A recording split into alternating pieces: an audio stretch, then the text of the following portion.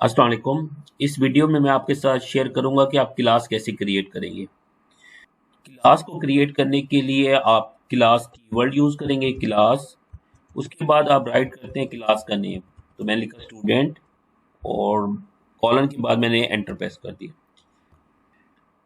First step आपके पास होता है क्लास डेफिनेशन में आप उसका कंस्ट्रक्टर डिफाइन करते हैं। तो उसके लिए मैंने लिखा डिफ और ये आपके पास उसके कंस्ट्रक्टर के लिए इनिशिएट यूज होता है। नेक्स्ट मैंने ये सेल्फ यूज कर लिया। सेल्फ आपके पास जो करंट ऑब्जेक्ट होता है उसे इनिशियलाइज करने के लिए यूज करेंगे। उसके बाद मैंने ये पैरामीटर के नेम लिख दिए, नेम, एज और ग्रेड। अब आपने वैल्यूज असाइन करनी होगी ऑब्जेक्ट की। उसके लिए मैं लिख लिया self dot name is equal to name जो आपके पास पैरामीटर है। इसी तरह बाकी हम असाइन करेंगे self dot age is equal to age, self dot grade is equal to grade parameter wise. तो इस तरीके से हमने क्या डिफाइन कर लिया है, कंस्ट्रक्टर डिफाइन कर लिया। नेक्स्ट हमारे पास स्टेप होता है मेथड डिफाइन कर रहा हूँ। तो मेथड डिफाइन करने के लिए मैंने लिया डिफ और इस मेथड का मैं नाम रख रहा हूँ इन्फो और उसमें मैंने सेल्फ ले लिया ऑब्जेक्ट को एक्सेस करने के लिए। और यहाँ पर मैं क्या करूँगा, उसे प्रिंट कराऊंगा वैल्यूज को। तो मैंने प्रिंट और यहाँ पर मैं वैल्यूज लिख रहा हूँ एफ स्ट्रिंग नेम। उसके बाद आप लिखेंगे सेल्फ डॉट नेम, ये एट्रीब्यूट को एक्सेस करने के लिए।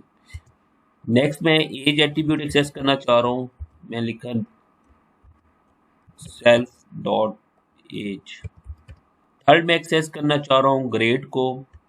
तो ये ग्रेड मैंने टेक्स्ट लिख लिया और उसके बाद ये सेल्फ डॉट ग्रेड।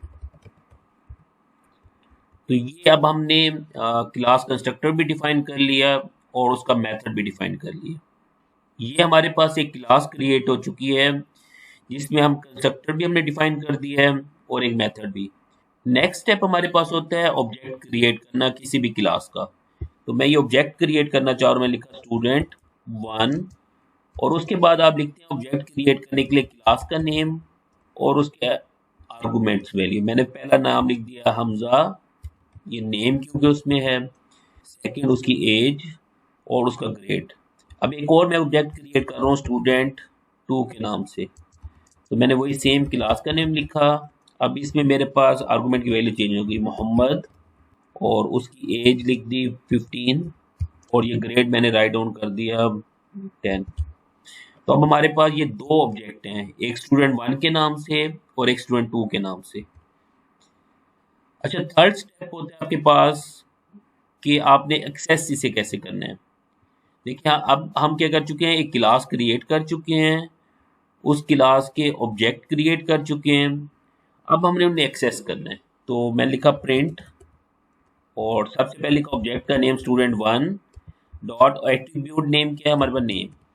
और अब इसे मैं रन करता हूँ, देखिए मेरे पास ये हमजा लिखा हुआ आ गया यहाँ पर। मैं अब नेक्स्ट एट्रीब्यूट की एक्सेस करना चाह रहा हूँ, मैं लिखा दोबारा से प्रिंट स्टूडेंट 1 डॉट एज। तो ये अब उसकी एज आपके पास शो कर देगा।